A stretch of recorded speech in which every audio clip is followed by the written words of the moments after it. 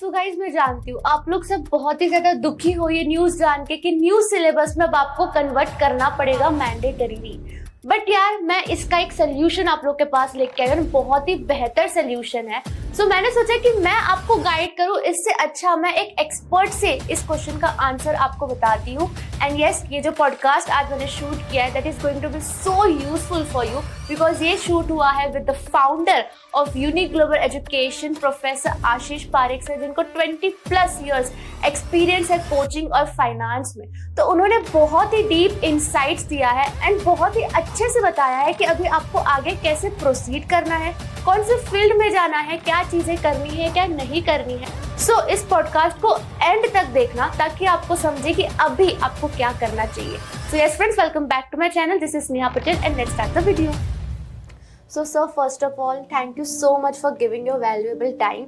And recently अगर CS बच्चों की बात करें तो आईसीएसआई ने इंटीमेट तो कर ही दिया है कि अब उन्हें न्यू सिलेबस में ही एनरोल करना पड़ेगा।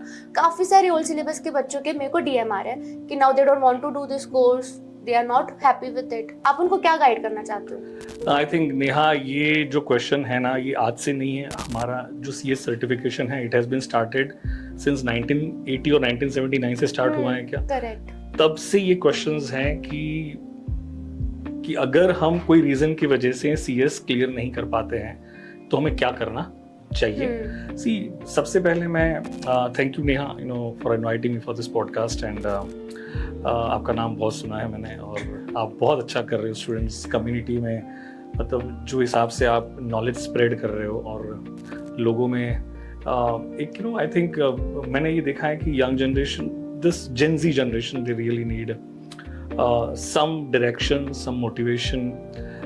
तो मुझे लग रहा है कि through your channel you are doing fabulous, fantastic, and Unique Academy, we wish you all the best. You do really well, and आप सिर्फ इंडिया में नहीं, आप across the world लोगों को इंस्पायर करो। ये हमारे बेस्ट विशेस रहेंगे आपको। नेहा, आई थिंक ये क्वेश्चन काफ़ी जायज़ है, लेकिन सबसे पहले मैं एक बात कहना चाहूँगा कि जो स्टूडेंट कोई रीज़न की वजह से क्लियर नहीं कर पाते हैं तो दे आर नॉट फेलियर्स, वो फेलियर नहीं है। करेक्ट। एक स्टूडेंट अगर मान के चलो कि 200 मार्क्स से पास हो जाता है और एक स्टूडेंट 199 पे फेल हो जाता है, तो दोनों के नॉलेज वाइज कोई डिफरेंस है क्या? नहीं, there is no difference at all. So हमें नेहा यहाँ पे एक बात समझना बहुत ज़रूरी है कि दे नो एवरीथिंग। उनके पास टैक्सेशन का नॉलेज है, उनके पास लॉ का नॉलेज है, उनके पास अकाउंटिंग नॉलेज है, उनके पास एफएम का नॉलेज है, फाइनेंस का नॉलेज है। So they can do anything. But हमारी एजुकेशन सिस्टम की एक सबसे बड़ी प्रॉब्लम क्या है?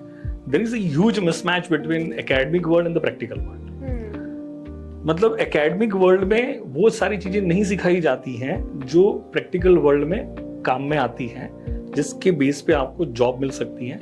अब सबसे बड़ा क्वेश्चन स्टूडेंट्स के लिए क्या रहेगा नेहा कि now they are under tremendous family pressures, peer pressures. कुछ तो करना पड़ेगा कि नहीं करना पड़ेगा? They really want to settle in their life. अगर किसी के पेरेंट्स का बिजनेस होगा तो अपने बिजनेस में चला जाएगा, लेकिन बिजनेस नहीं है तो क्या? That is the biggest question. Correct है। So I think in my opinion Neha, आज की डेट में जो इंडस्ट्री को रिक्वायरमेंट है, सी कॉन्ट्रडिक्शन देखना, हम एक साइड पे कह रहे हैं कि अनएम्प्लॉयमेंट एक बहुत बड़ा इश्यू है और on the other hand corporates they need people, they need employees, but they don't need only people, they don't need only employees, they need skilled people. Correct है। This skilled word is really important. And I think Neha, मैं आपसे अभी एक week पहले की बात करूं, I was talking to one of my friend and he is a CFA chartered holder. उनकी कंपनी में एक हायरिंग था जहां पे लेवल 3 के लिए हायरिंग हुई थी and there were 2 candidates, they both were level 3 cleared. Correct. लेकिन एक कैंडिडेट को 10 एलपीए मिला और सेकंड कैंडिडेट को 15 एलपीए मिला। दोनों की टेक्निकल स्किल्स में कोई भी डिफरेंस नहीं था, दोनों के पास एट पार टेक्निकल स्किल्स थी, लेकिन जहां पे डिफरेंस था वो the major difference was the communication and the soft skills. So जिसको 15 एलपीए मिला है उसका communication and soft skill was at different level. So सबसे पहले नेहा, मैं आपके माध्यम से बच्चों को ये कहना चाहूंगा, you focus on your soft skills and communication skills, because without soft skills and communication skills कोई भी कॉर्पोरेट आपको हायर नहीं करेगा। एंड जेन्युइनली आज की डेट में कॉर्पोरेट्स बीकॉम स्टूडेंट्स को, ग्रेजुएशन जिसका ग्रेजुएशन कंप्लीट हो चुका है, उनको ज्यादा हायर कर रहे हैं, क्योंकि मार्केट में डिमांड है प्रोफेशनल्स की, लेकिन डिमांड है लेकिन सप्लाई नहीं है। तो सप्लाई नहीं है तो क्या कॉर्पोरेट्स अपना काम बंद कर देंगे क्या?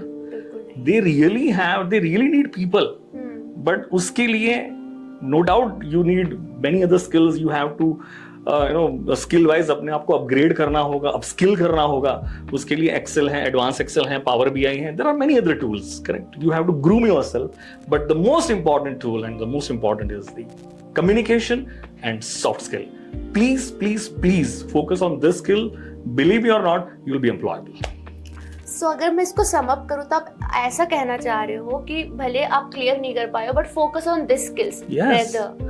You see, corporates they need people nowadays, correct है? तो आप भी अगर कॉर्पोरेट में जाओगे तो आपको भी जॉब मिल सकती है फॉर श्योर, लेकिन क्या आप इंटरव्यू क्रैक कर पाओगे? क्या आप अच्छा एक रेज्यूमे लिख पाओगे? आपको इंटरव्यू में जो क्वेश्चंस पूछे जाएंगे तो you have to express yourself. क्या आप अपने आप को एक्सप्रेस कर पाओगे?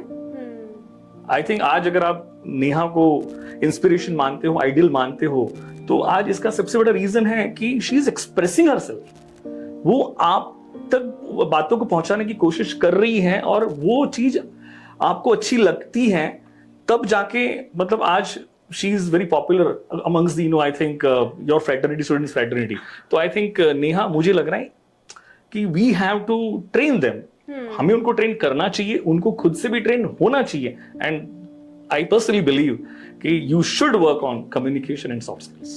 Definitely sir, मैं तो इस बात में मानती हूँ, but you know degree is important. अगर CS बच्चे नहीं they are not happy with this decision, तो क्या?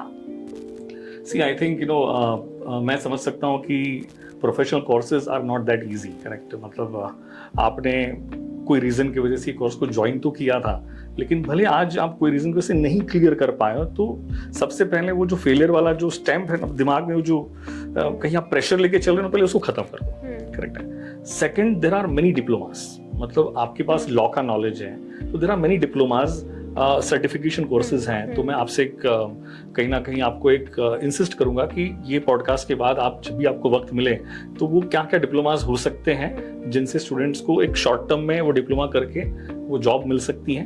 बट सबसे इंपॉर्टेंट जो है soft skills and communication skill, जिस पे आपको काम करना बहुत जरूरी है. तो आई थिंक मेरे हिसाब से सर्टेन डिप्लोमास पे फोकस करो.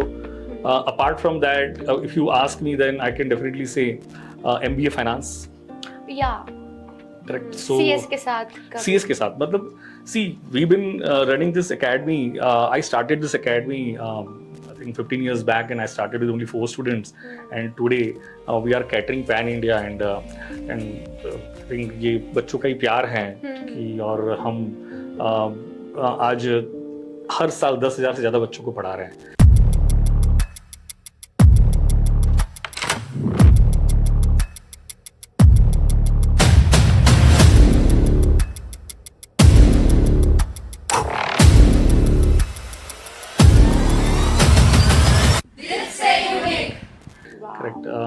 तो मैं तो आज से नहीं, मैं आई थिंक जब से एकेडमी स्टार्ट हुई थी तब से CS हमारे पास, हम CS पढ़ाते हैं, CA भी पढ़ाते हैं, CA भी पढ़ाते हैं. हम तब से कह रहे हैं कि एक CS के लिए CS के साथ MBA finance is the best combination.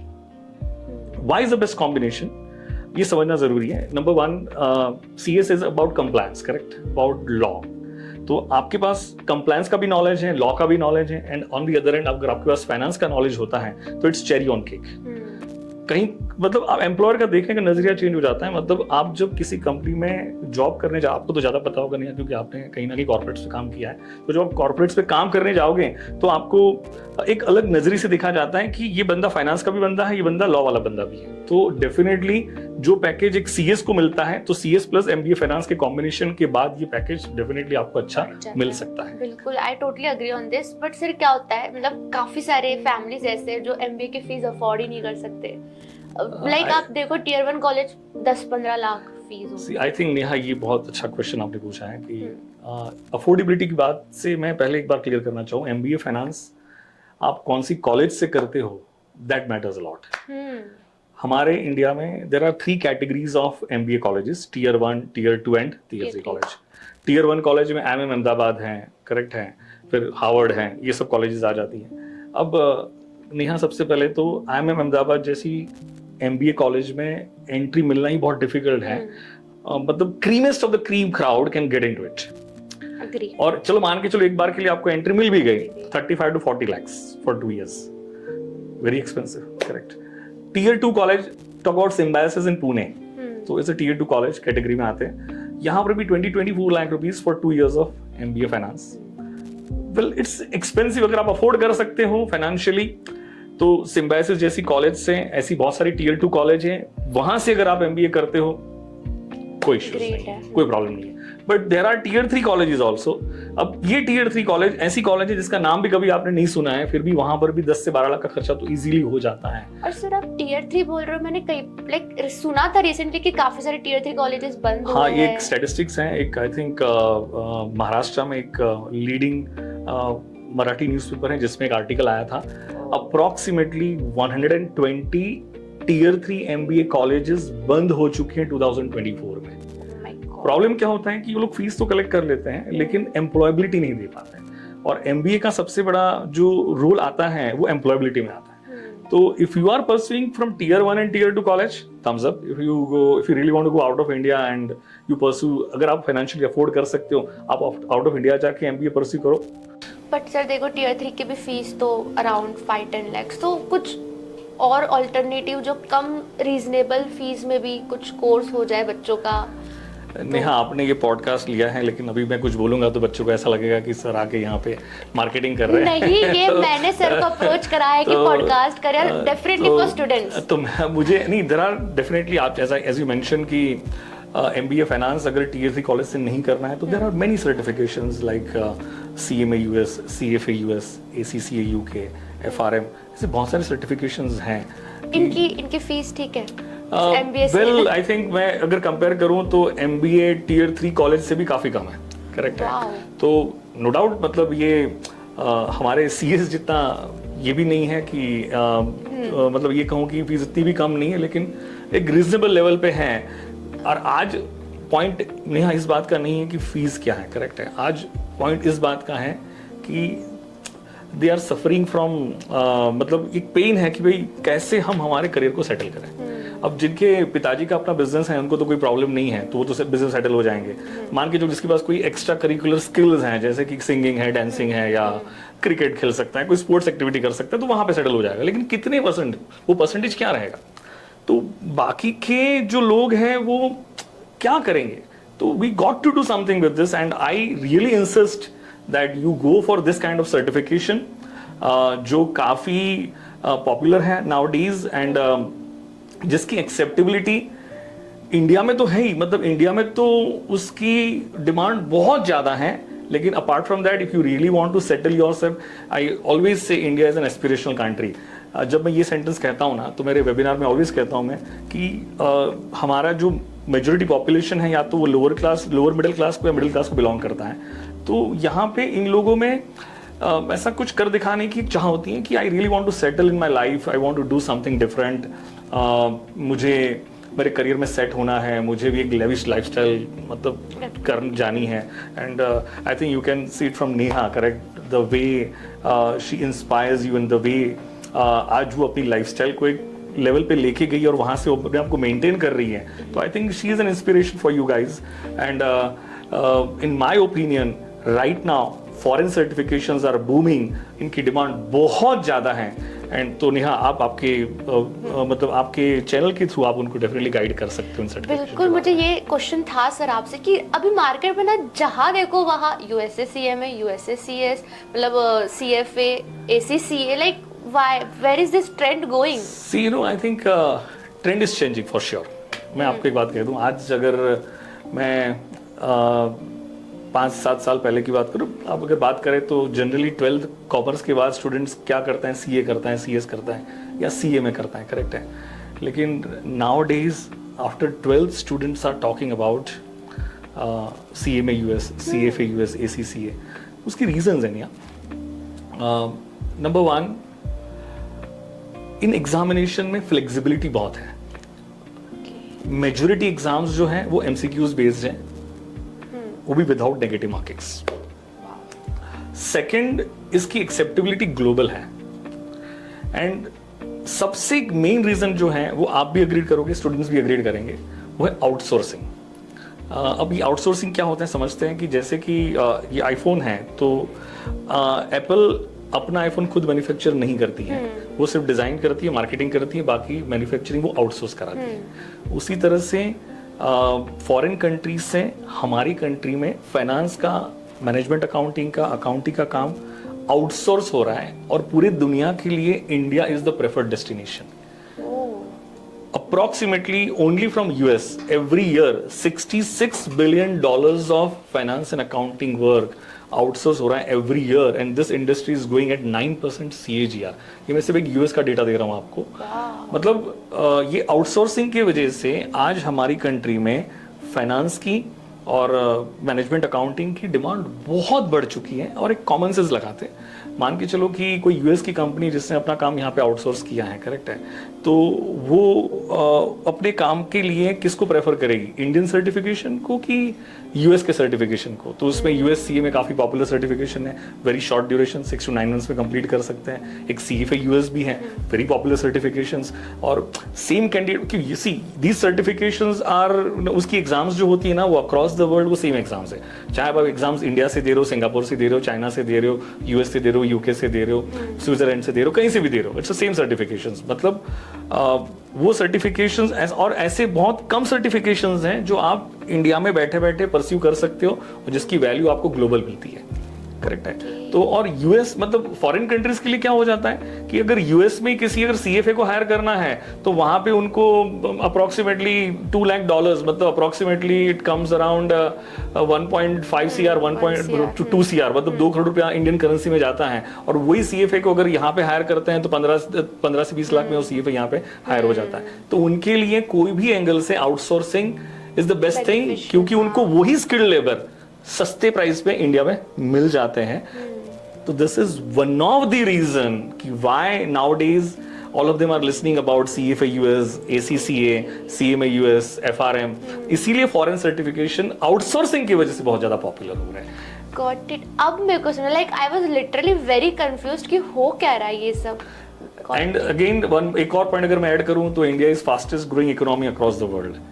और जब कोई भी कंट्री की इकोनॉमी आगे बढ़ती है नेहा, तो कंट्री पैसे वाली बनती है, लोग पैसे वाले बनते हैं। जब लोगों के पास पैसा आता है तब उन पैसों को मैनेज करने वालों की डिमांड बढ़ जाती है, इसीलिए finance is booming right now. Okay, मतलब बहुत सारे और भी कोर्सेज है, दैट इज नॉट ओनली कि हम एक कोर्स को पकड़ के। There are many multiple foreign certifications.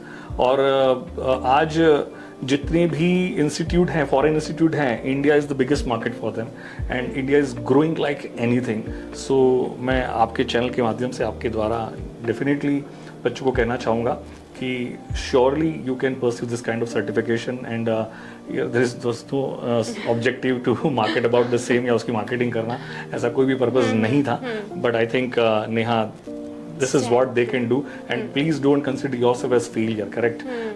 You know things, but I think जो मैंने initially कहा था, please work on your communication skills, soft skills, you know। एक बात पे कहना चाहूँगा, if you really want to learn swimming, correct? तो by listening to lectures या by listening to your trainer कभी भी आप swimming नहीं सीख सकते हो। अगर swimming सीखना है तो you have to jump into the swimming pool, तब जाके हाथ पैर हिलाओगे, तब जाके आपको स्विमिंग आएगा। Same with respect to soft skill and communications. To speak in English is really important because when you go to the corporates and if you say that I can't speak in English, I can't express myself in English, so it's not possible that you can get employable, correct? So for that you have to take your own efforts. You got to speak out. You got to, you have to open your mouth. And there are many other skills which is required for this corporates, for this industry. But the most important skill is the communication and soft skills. So you please have to work on this. Got it, sir। मतलब बहुत ही ज़्यादा clarification मिली होगी बच्चों को कि अभी आगे कैसे प्रोसीड करना है। बच्चे वो very students were very tensed कि क्या करना है। Thank you so much sir for guiding them and for joining me also. Thank you very much, Neha. Thanks a lot. Thanks for inviting me. Thank you very much. Thank you.